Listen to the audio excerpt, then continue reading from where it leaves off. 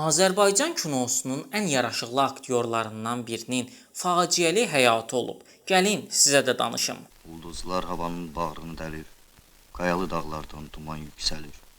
Xəyalım gecəni salama gəlir, çapdırır atını birbaşa dünya.